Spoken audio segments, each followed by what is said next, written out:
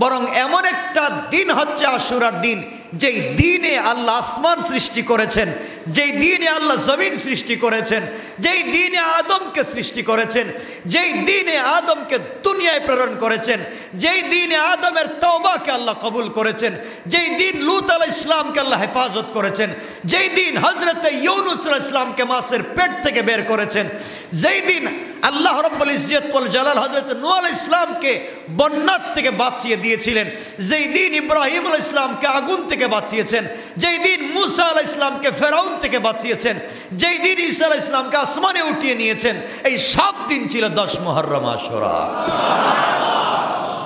তাহলে এত এত এত এত দিন থাকতে, এত এত ঘটনা থাকতে, আমি আপনি যদি এই ঘটনাকে কেন্দ্র করে আমরা মনে করি এই কারণেই 10 মুহররমের দাম বেশি, এটা কখনো বিশ্বাসযোগ্য হবে না, এটা কখনো ঐতিহাসিক তত্ত্ব হাদিস অনুযায়ী হবে না।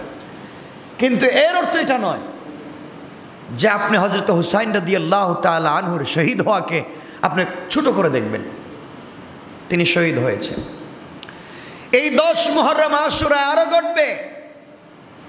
পৃথিবীর প্রথম বৃষ্টি যেদিন হয়েছিল এটা ছিল 10 মুহররম আশুরা। পৃথিবীতে প্রথম মানব সৃষ্টি করেছেন 10 মুহররম আশুরা।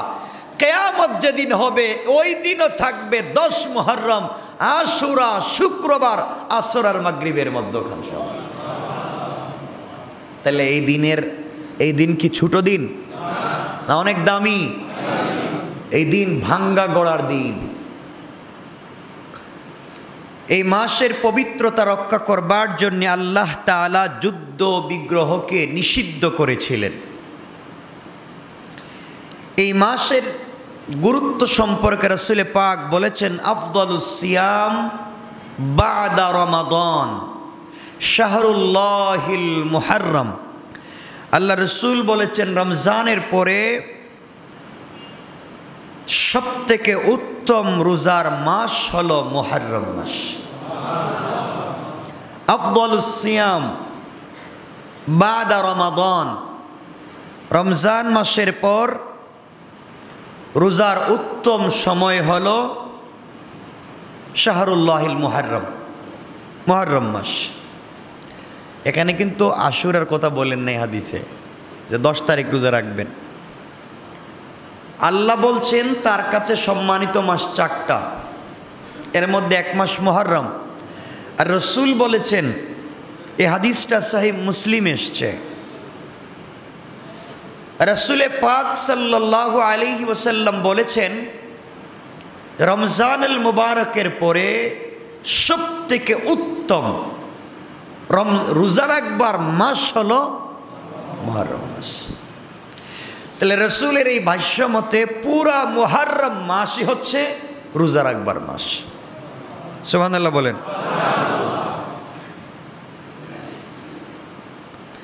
এই মাস হচ্ছে সওয়াব অর্জনের মাস। এই মাস হচ্ছে আল্লাহর মাস। আল্লাহ তো কোরআনে বলছেন, ইন্না ইদ্দাতাশ শুহুর ইনদাল্লাহ, আল্লাহর কাছে এই মাসের অনেক দাম। তো এই মাস সওয়াব অর্জনের মাস, কল্যাণ অর্জনের মাস। আর এই মাসের 10 তারিখকে আশুরা বা আশারা বলা হয়। কারণ আশুরাকে আমরা কেন্দ্র করে, আশুরা আশারাত থেকে এসেছে, আশারা মানে 10। আশুরা হচ্ছে 10 তারিখের দিন। এই দিন ওর অনেক ফজিলত আছে। রাসূল সাল্লাল্লাহু আলাইহি সাল্লাম আশুরার দিন সম্পর্কে হাদিসে বলছেন, তাও মুসলিম শরীফের হাদিস, সিয়ামু ইয়াউমি আশুরা আহতাসিবু আলাল্লাহি আন ইউকাফফিরাস সানাতাল্লাতী ক্বাবলা। রাসূল সাল্লাল্লাহু আলাইহি সাল্লাম বলেছেন, আমি আল্লাহ পাকের কাছে আশা করি যে ব্যক্তি আশুরার রোজা ধারা এই মাসকে পবিত্র করলো, আশুরার রোজা রাখলো, আল্লাহ যেন তার আগের 1 বৎসরের গুনাহ মাফ করে দেন।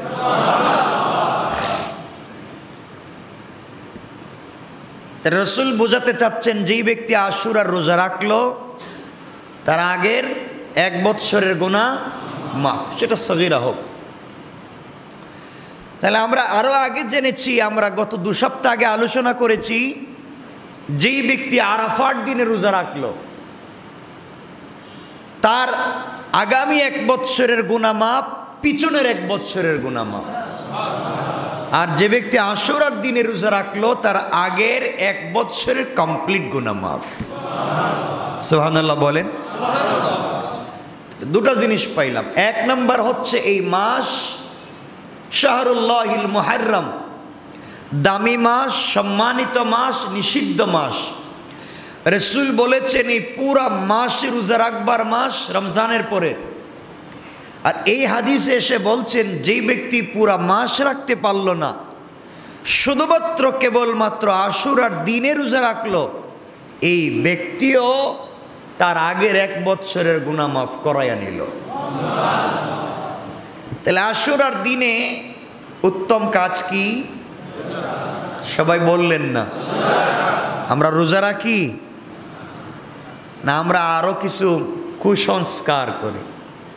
বিভিন্ন অপসংস্কৃতি আছে আশুরার দিনকে উপলক্ষ করে যা আমরা করে থাকি। এখানে অনেক ভাই আছেন, অনেক বন্ধু আছেন যারা আশুরার দিনকে উপলক্ষ করে বিভিন্ন ধরনের প্রোগ্রাম করে থাকেন। আপনারাই বলেন কোরআন হাদিসে না থাকলে আমরা মানব না। আপনারা তো সাহাবায়ে কেরামের চাইতে বেশি আশেক না, কি বলেন? নাকি এর চাইতে বেশি? তো সাহাবায়ে কেরাম যখন ছিলেন এই মাস কি ছিল? কথা বলেন না? ছিল। রাসূল সাল্লাল্লাহু আলাইহি ওয়াসাল্লাম আরেকটা হাদিস, জামিউল ফাওয়াইদ কিতাবের নাম মনে রাখবেন। আগের 2টা হাদিস বলছি মুসলিম শরীফের,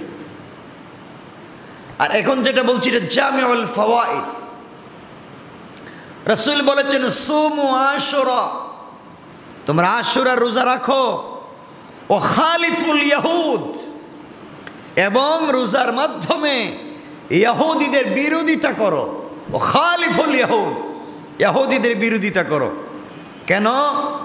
সুমু ক্বাবলাহু ইয়াওমান ওয়া বা'দাহু ইয়াওমা, তোমরা আশুরার দিনে রোজা রাখো, তার আগের দিনে একটা অথবা তার পরের দিনে একটা। তাহলে কটা হইল? ইহুদিরা রোজা রাখতো একটা, ইহুদিরা রোজা রাখতো একটা। তাহলে এই দিনের দাম শুধু মুসলমানদের কাছে না সকল জাতিগোষ্ঠীর কাছে? সকল জাতিগোষ্ঠীর কাছে। আমাদের আগেও ইহুদির এই দিন রোজা রাখতো। তাইলে আশুরার দিনের দাম কম না বেশি? সবাই বলেন।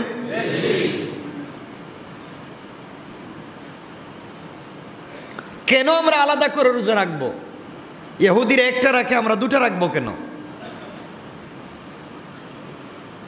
জামিউল ফাওয়াইদ কিতাবে আরো আছে হাদিসে, কানা আশুরা ইউসামু ক্বাবলা রমাদান ফালাম্মা নাযালা রমাদান কানা মান শাআ সামা ওয়া মান শাআ আফতারা। রাসূল সাল্লাল্লাহু আলাইহি ওয়াসাল্লাম বলছেন রমজান মাসের রোজা ফরজ হওয়ার আগে আশুরার রোজা ফরজ ছিল। কার রোজা ফরজ ছিল? যখন রমজানের রোজা ফরজ হয়ে গেল তখন এই হুকুম মনসুখ হলো, রহিত হলো। আপনি চাইলে আশুরার রোজা রাখতে পারবেন, না চাইলে না রাখলেন। রাখলে সওয়াব আছে, না রাখলে গুনাহ নাই। রাখলে কি আছে? গুনাহ মাফ হবে। কয় বৎসরের? 1 বৎসরে। আপনি চাইলে রাখতে পারবেন, না চাইলে নাই। আপনাকে জোর জবরদস্তি করা হবে না। রাসূল আরো বলেছেন, এখন যে হাদিস বলছে এটা বাইহাকি। প্রথমে 2টা হাদিস মুসলিমের, এর পরের হাদিসটা বলছি জামিউল ফাওয়াইদ, এর পরেরটাও বলছি জামিউল ফাওয়াইদ, আর এখনকার হাদিস হচ্ছে বাইহাকির।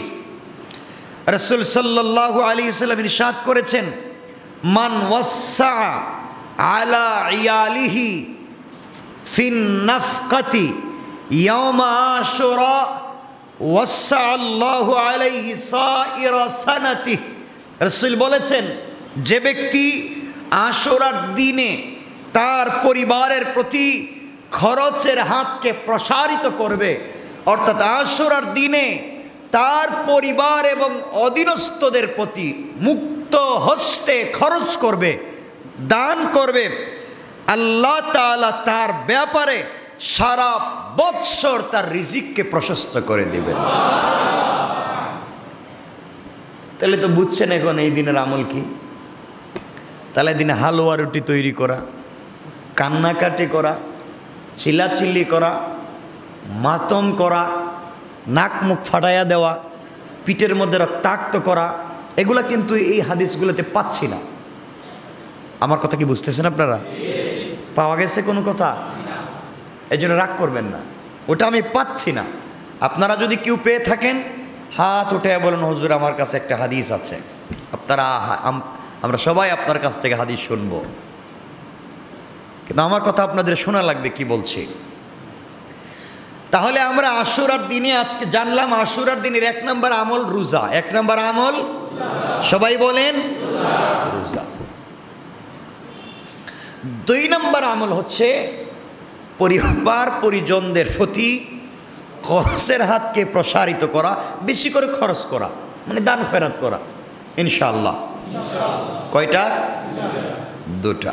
এতটুকুন বললাম। এখন আমরা আগের কথায় যাই। ইহুদিরা রোজা রাখতো কেন? আশুরার দিনে আমরা যেটা জানি, ওই দিন কারবালার প্রান্তরে ইয়াজিদ বাহিনীর কাছে মর্মান্তিকভাবে শাহাদত বরণ করেছিলেন রাসূল পাক সাল্লাল্লাহু আলাইহি ওয়াসাল্লামের কলিজার টুকরা নাতি আসাদুল্লাহিল গালিব, আল্লাহ যাকে বিজয়ী বাঘ বানিয়ে পাঠিয়েছিলেন, হযরত আলী কাররামাল্লাহু ওয়াজহার কলিজার টুকরা সন্তান, সাইয়্যিদাতু নিসাই আহলিল জান্নাহ, জান্নাতি মহিলাদের সরদারিনী হযরত ফাতেমা রাদিয়াল্লাহু তাআলা আনহার কলিজার টুকরা পুত্র, তার নাম হযরত হুসাইন রাদিয়াল্লাহু তাআলা আনহু, এই দিন শহীদ হয়েছিলেন কারবালার প্রান্তরে। ওই দিন ছিল 10 মুহররম, আশুরা। এই দিনকে উপলক্ষ করে হযরতে হুসাইন রাদিয়াল্লাহু তাআলা আনহুর শহীদ হওয়াকে স্মরণ করে বিলাপ করা, মাতম করা, জারি পিটা, এগুলা বাদ দিয়ে আমাদের যেটা করতে হবে, এই দিন এমন এক দিন, আজকে যেহেতু তাফসির আছে আমরা বলবো, এই দিন আশুরার দিন শুধু হযরত হুসাইন রাদিয়াল্লাহু তাআলা আনহুর শাহাদতের সাথে সম্পৃক্ত নয়, বরং এমন একটা দিন হচ্ছে আশুরার দিন, যেই দিনে আল্লাহ আসমান সৃষ্টি করেছেন, যেই দিনে আল্লাহ জমিন সৃষ্টি করেছেন, যেই দিনে আদমকে সৃষ্টি করেছেন, যেই দিনে আদমকে দুনিয়ায় প্রেরণ করেছেন, যেই দিনে আদমের তওবাকে আল্লাহ কবুল করেছেন, যেই দিন লূত আলাইহিস সালামকে আল্লাহ হেফাজত করেছেন, যেই দিন হযরত ইউনূস আলাইহিস সালামকে মাছের পেট থেকে বের করেছেন, যেই দিন আল্লাহ রাব্বুল ইজ্জত ওয়াল জালাল হযরত নূহ আলাইহিস সালামকে বন্যার থেকে বাঁচিয়ে দিয়েছিলেন, যেই দিন ইব্রাহিম আলাইহিস সালামকে আগুন থেকে বাঁচিয়েছেন, যেই দিন মূসা আলাইহিস সালামকে ফেরাউন থেকে বাঁচিয়েছেন, যেই দিন ঈসা আলাইহিস সালামকে আসমানে উঠিয়ে নিয়েছেন, এই সব দিন ছিল 10 মুহররম, আশুরা। তাহলে এত এত এত এত দিন থাকতে, এত এত ঘটনা থাকতে, আমি আপনি যদি এই ঘটনাকে কেন্দ্র করে আমরা মনে করি এই কারণেই 10 মুহররমের দাম বেশি, এটা কখনো বিশ্বাসযোগ্য হবে না, এটা কখনো ঐতিহাসিক তত্ত্ব হাদিস অনুযায়ী হবে না। কিন্তু এর অর্থ এটা নয় যে আপনি হযরত হুসাইন রাদিয়াল্লাহু তাআলা আনহুর শহীদ হওয়াকে আপনি ছোট করে দেখবেন। তিনি শহীদ হয়েছেন। এই 10 মুহররম আশুরা আরো ঘটবে। পৃথিবীর প্রথম বৃষ্টি যেদিন হয়েছিল এটা ছিল 10 মুহররম, আশুরা। পৃথিবীতে প্রথম মানব সৃষ্টি করেছেন 10 মুহররম, আশুরা। কিয়ামত যেদিন হবে ওই দিনও থাকবে 10 মুহররম, আশুরা, শুক্রবার আসর আর মাগরিবের মধ্যখান। তাহলে এই দিন কি ছোট দিন না অনেক দামি? এই দিন ভাঙ্গা গড়ার দিন। এই জন্যে এই দিন আমাদেরকে রোজা রাখতে হবে ইনশাআল্লাহ। ইয়াজিদ যে কাজ করেছে তার বাহিনী দিয়া, আমরা এগুলো নিয়ে কারবালা লম্বা আলোচনা করেছি। ইয়াজিদ যে কাজ করেছে সেটা নির্মম, কিন্তু মনে রাখবেন একটা কথা, হযরত হুসাইন রাদিয়াল্লাহু তাআলা আনহু শহীদ হইলেন কেন? এর কারণটা কি কারো জানা আছে? কেন তিনি মদিনার রাজত্ব ফালাইয়া, মদিনার রাজ ক্ষমতা বাদ দিয়া কেন কুফায় যাইতে লাগলেন? কেন তাকে কারবালার প্রান্তরে শহীদ হতে হলো? কেন তিনি এই পথ দিয়া গেলেন? কেন যেতে হলো? কি দরকার ছিল মদিনা ছেড়ে কুফায় যাওয়ার? কথা কি বুঝেন আপনারা আমার? কি দরকার ছিল? শুধু কাঁদবেন, মারামারি করবেন এই দিনকে নিয়ে, কিন্তু কেন হযরত হুসাইন শহীদ হলেন? এই ঘটনা কেন?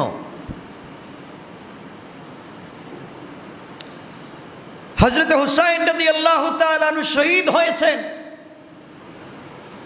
তার উদ্দেশ্য একটাই ছিল, আমার নানা যে চেয়ারে বসেছেন, আমার চাচা আবু বকর যে চেয়ারে বসেছেন, আমার চাচা হযরত উসমান যে চেয়ারে বসেছেন, আমার চাচা হযরত ওমর যে চেয়ারে বসেছেন, আমার বাবা হযরত আলী যে চেয়ারে বসেছেন, এই চেয়ারের অনেক দাম। আমি বেঁচে থাকতে আমি আমার জিন্দেগি দিয়ে দিতে পারি, নিজেকে কোরবান করে দিতে পারি, কিন্তু এই চেয়ারে একজন বেয়াদব মদকুরকে দেখতে চাই না। প্রয়োজনে শহীদ হব, এই চেয়ারে অন্যায়কারীকে বসতে দিব না। তাহলে তার মিশন ছিল, যেই চেয়ারে রাসূল বসে মদিনা পরিচালনা করেছেন, যেই চেয়ারে আবু বকর, ওমর, উসমান, আলী বসেছেন, এই চেয়ারে আমি অন্যায়কারীকে বসতে দেব না। এটাই তো। তিনি যদি চাইতেন, তিনি বলতে পারতেন, তার নাম কি, যার নাম একটু আগে বলছি, নামটা আপনারা বলেন তো।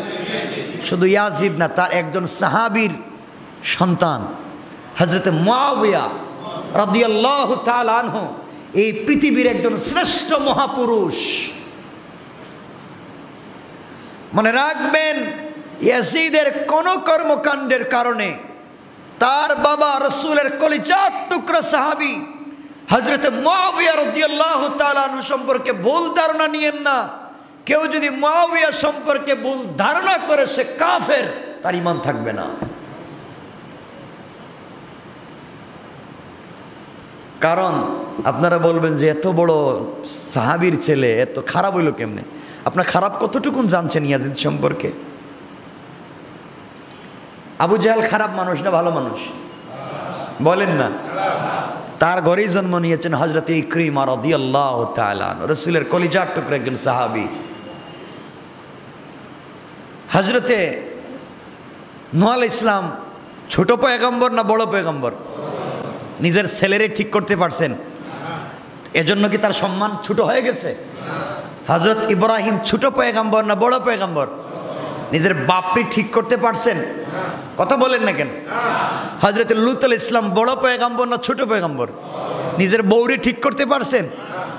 তো এটা তো পয়গম্বর করতে পারেন নাই, উনি তো সাহাবী। এটা হচ্ছে আল্লাহর একটা নিয়ম। তো যাই হোক, যেটা বলতে চাই, রাসূল বলেছেন আস-সাহাবাতু কুল্লুহুম উদুল, আমার সকল সাহাবী ইনসাফগার, সকল সাহাবী ন্যায়পরায়ণ। বিআইয়িহিম ইক্তাদাইতুম ইহতাদাইতুম, তোমরা যে কোনো একজন সাহাবীর অনুসরণ করো, হিদায়াত পাবে।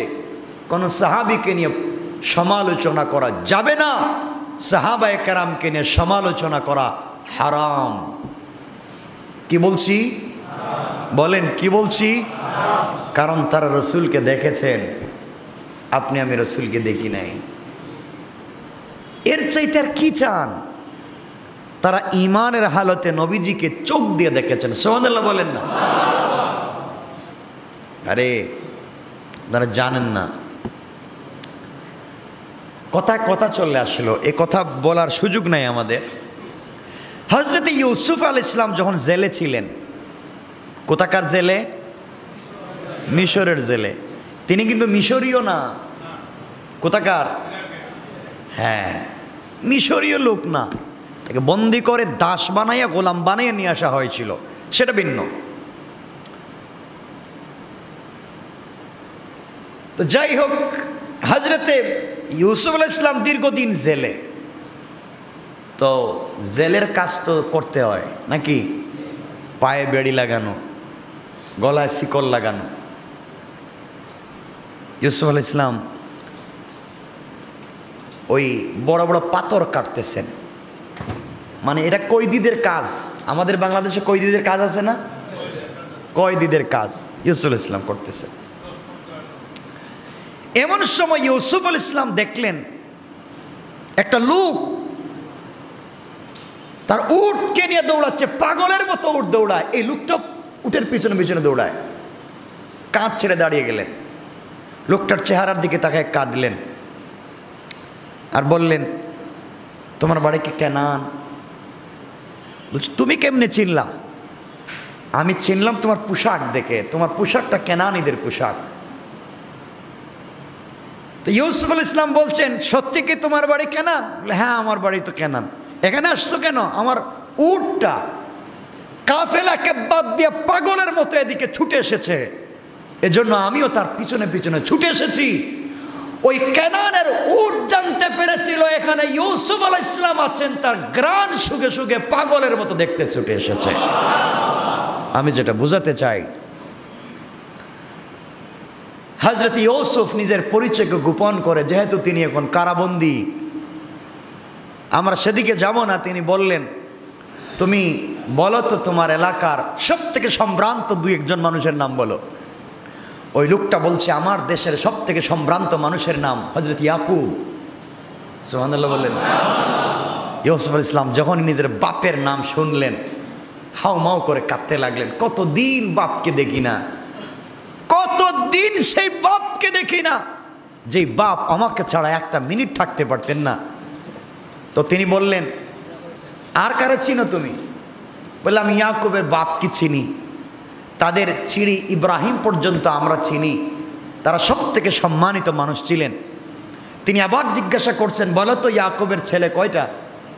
বলে, আমরা জানতাম ইয়াকুবের ছেলে 12টা, কিন্তু একটা হারিয়ে গিয়েছে। এই জন্য বাপ কাঁদতে কাঁদতে পাগল হয়ে, অন্ধের মতো হয়ে একটা কুড়েঘর বানিয়ে গ্রাম থেকে আলাদা হয়ে এই কুড়েঘরে বসবাস করছেন। আর আজ 8-10 বছর হয়ে গেছে, এখনো তিনি সেই সন্তানের অপেক্ষায় আছেন। আগন্তুক বলতেছে, বাবা বলো তো তুমি এত কিছু জিজ্ঞাসা করতেছে কেন? ইউসুফ আলাইহিস সালাম নিজের পরিচয় গোপন করে বলছেন, না, আমার মনে পড়ছে, এই জন্য বললাম। আচ্ছা যাই হোক, আপনি যদি আপনাদের পয়গাম্বর সব থেকে সম্ভ্রান্ত মানুষ ইয়াকুবকে পান, বলবেন মিশরের বন্দিখানায় একজন যুবক বন্দি আছে, তিনি যখন তার রবের কাছে হাত উঠাবেন, তিনি যেন এই বন্দীদের জন্য দোয়া করেন এবং তার হারিয়ে যাওয়া সন্তানের জন্য যেন দোয়া করেন। সে যেখানে থাকে সে যেন নিরাপদে থাকে, যেখানেই থাকে সে যেন বাবার কুলে আবার ফিরে যায়। নিজের পরিচয়টুকু দিলেন না। একথা বলার পরে চলে গেছে আগন্তুক। দীর্ঘদিন পরে আগন্তুক যাওয়ার পরে হযরত ইউসুফ আলাইহিস সালাম ইয়াকুবের সঙ্গে দেখা হলো। আগন্তুক তার ঘটনাগুলো বলতেছে এভাবে, ইয়াকুব তো পয়গম্বর, কি বলেন, পয়গম্বর না? ঘটনা শুনতে শুনতে বললেন, একবার বলো না এই ছেলেটা, তার নাম কি? তার নাম তো আমাকে বলেনি। দেখতে কেমন? দেখতে অনেক সুন্দর। এখন তার দাড়ি হয়েছে, সে বড় হয়েছে। তাকে কতটুকু লম্বা দেখেছ? সব বর্ণনা নিলেন। নেওয়ার পরে বলতেন, সে শেষে কি বলেছে? সে আপনার কথা বারবার জিজ্ঞাসা করেছে, আপনার 11 ছেলের কথা জিজ্ঞাসা করেছে, একটা ছোট্ট ছেলে আপনার, তার কথা জিজ্ঞাসা করেছে, কিন্তু নাম বলে নাই, মানে বিনিয়ামিন।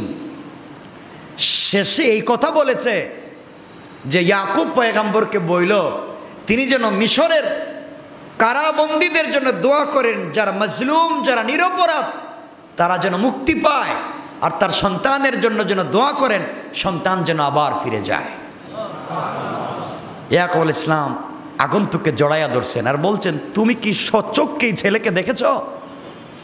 তুমি বলো, তুমি কি এই ছেলেকে সচক্ষে দেখেছ? আগন্তুক বলছে, আমি তো সামনাসামনি দাঁড়িয়ে দাঁড়িয়ে কথা বলেছি, তার হাত ধরে। ইয়াকুব বললেন, আমি জানি, আমি বুঝতে পেরেছি এটা আমারই ছেলে ইউসুফ।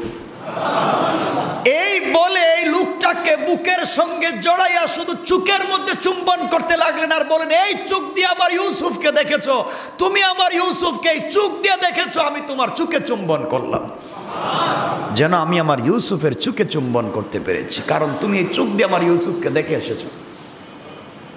আমি যেটা বোঝাতে চাইছিলাম, শুধুমাত্র একটু দূর থেকে একজন আরেকজনকে দেখেছেন, তার প্রেমে, তার ভালোবাসায়, তার আবেগে যদি একজন বাবা একজন আগন্তুকের চুকে চুম্বন করতে পারেন, যে সাহাবায়ে কেরাম আমার রাসূলকে দেখেছেন, যিনি ফাকাবা কাউসাইনি আও আদনা, আল্লাহর সঙ্গে দেখা করে সামনাসামনি কথা বলেছেন, যিনি আসমানের চন্দ্র সূর্যের চাইতে বেশি সুন্দর, সেই রাসূলে পাকের চেহারা যারা ঈমানের সাথে দেখেছে, তাদের জন্য দুনিয়ার, তাদের জন্য জাহান্নামের আগুন হারাম হয়েছে, জান্নাত ওয়াজিব হয়েছে। এমন একজন সাহাবীকে নিয়ে কথা বলা, নিন্দা করা হারাম, কুফরি। কথা কি বুঝতে পেরেছেন? রাসূলের সবথেকে ছোট সাহাবী যদি বলি, ছোট বলতে আপনারা আবার কি বুঝবেন জানি না, ছোট বলতে বলতেছি হযরতে হামজা রাদিয়াল্লাহু তাআলা আনহুকে যে শহীদ করেছে, তার নাম কারো জানা আছে? কি নাম? তার নাম হচ্ছে ওয়াহশী। তার নাম ওয়াহশী। যাকে পাওয়া গেলে কতল করা ফরজ, যেখানে পাওয়া যায় ফরজ। তো যখন সে ঈমান এনেছে, রাসূল সাথে সাথে সব মাফ করে দিয়েছেন। কিন্তু একথা বলছেন, তুমি এখন এই পৃথিবীর সবথেকে দামি মানুষ, তোমার ঈমান আছে, কিন্তু তুমি আমার সামনে বসো না, তোমাকে বসলে দেখলে আমার চাচার কথা মনে পড়ে, তুমি একটু দূরে বসো, একথা শুধু বলছেন। হযরতে ওয়াহশী ইন্তেকালের আগে তার এই অন্যায়ের পাশ্চাত্য দিতে তিনিও কিছু মানুষকে এভাবে হত্যা করে রাসূল পাকের সামনে হাজির করতে পারেন নাই। তখন আবু বকর সিদ্দিক রাদিয়াল্লাহু তাআলা আনহুর জামানা ছিল। ওই সময় একটা লোক নিজেকে নবী দাবি করেছিল, যার নাম ছিল মুসাইলামাতুল কাজ্জাব। এই মুসাইলামাতুল কাজ্জাবকে হত্যা করে আবু বকরের সামনে হাজির করে বলছিলেন, আবু বকর খলিফাতুল মুসলিমিন, আমি রাসূলের চাচাকে শহীদ করে আমি যে অন্যায় করেছি, আজকে নবুয়তের দাবিদারকে হত্যা করে আমি সেই অন্যায়ের কাফারা দিতে পেরেছি। সুবহানাল্লাহ। তারা তো সেই ইমানদার ছিলেন। এই জন্য আল্লাহ রসুলের কোন সাহাবীকে নিয়ে কথা বলা যাবে? বলেন না, কথা বলা যাবে? কখনো বলবেননি? কারো প্ররোচনায় পড়ে? কখনো না। জিন্দগি শেষ থাকবে না। সুতরাং আশুরার দিনের 1 নাম্বার আমল কি? 2 নাম্বার থাকলে যা আছে তাই। তো আমি বলতেছি না যে এখন ঋণ করে আইনা খাইবেন, যা আছে তা মিলেমিশে খাবেন, একসাথে আমল করবেন, গুনাহ মাফ করাবেন। রাসূল সাল্লাল্লাহু আলাইহি ওয়াসাল্লামের সাহাবী হযরতে আবু হুরায়রা রাদিয়াল্লাহু তাআলা আনহু এবং আরো সাহাবায়ে কেরাম সহিহ riwayat বর্ণনা করেছেন, নবীজি তার জিন্দেগিতে 4 কাজ কখনো বাদ দেন নাই। কয় কাজ? 4 কাজ। 1 নাম্বার, তিনি যতদিন বেঁচে ছিলেন আশুরার রোজা তিনি ছেড়ে দেন নাই। আসতে বললেন না, আমরা রাখবো তো ইনশাল্লাহ। আজকে কয় তারিখ? মুহররম মাসের কত? 6 তারিখ। আমরা আশুরা রোজা রাখবো 10 তারিখ, 9 তারিখ, 11 তারিখ, হয়তো 9-10 অথবা 10-11 ইনশাল্লাহ। রসুল বলেছেন একটা রাখলেই তো হয়। রসুল বলেছেন ও খালিফুল ইহুদ, এতটুকু। নবীজি তার জিন্দগিতে 4 কাজ কখনো ছাড়েন নাই। একটা হচ্ছে আশুরা রোজা তিনি ছাড়েন নাই। 2 নাম্বার হচ্ছে জিলহজ মাসের প্রথম 10 দিনের রোজা তিনি কখনো বাদ দেন নাই। কয়টা বললাম? 3 নাম্বার, তিনি প্রত্যেকটা আরবি মাসের 13, 14, 15 তারিখ রোজা রাখতেন, 3 দিন, 13, 14 কখনো বাদ দেন নাই। তাহলে কয়টা বললাম? বলেন না। 3টা। 1 নাম্বার আশুরা রোজা, 2 নাম্বার জিলহজ্জের প্রথম 10, 3 নাম্বার প্রত্যেক মাসের 13, 14, 15, 4 নাম্বার ফজরের ফরজের আগের 2 রাকাত সুন্নত তিনি কখনো ছাড়েন নাই। তাহলে আপনাদের যদি নামাজ কাজা হয়ে যায় ফজর সুন্নত সহ আদায় করবেন ইনশাআল্লাহ। এই সুন্নত কা মিসলিল ফরজ ইনশাআল্লাহ আদায় করব তো? কয়টা বলছি? 4 কাজ করব তো ইনশাআল্লাহ।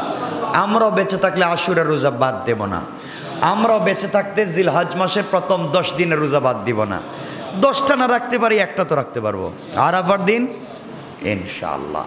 3 নাম্বার হচ্ছে আমরা 13, 14, 15 চেষ্টা করব প্রত্যেক মাসের এই 3টা রোজা রাখবার।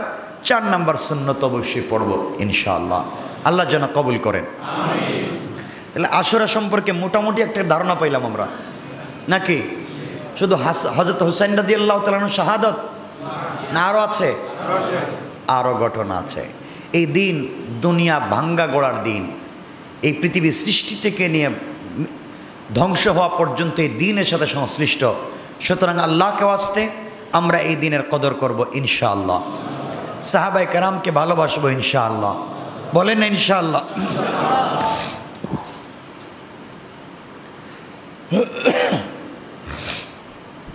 এই দিনে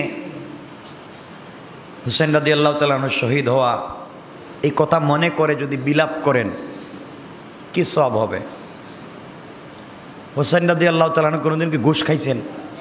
তা আপনি বিলাপও করেন আবার ঘুষও খান, সুদ খান, নামাজ পড়েন না, মিথ্যা কথা বলেন, আমানতের খেয়ানত করেন, গীবত করেন, শেকায়াত করেন, চগলখড়ি করেন, একজনের অবর্তমানে মিথ্যা কথা বলেন, বানাইয়া বলেন, হাবিজাবি করেন, ষড়যন্ত্র করেন, সবই আপনি করেন।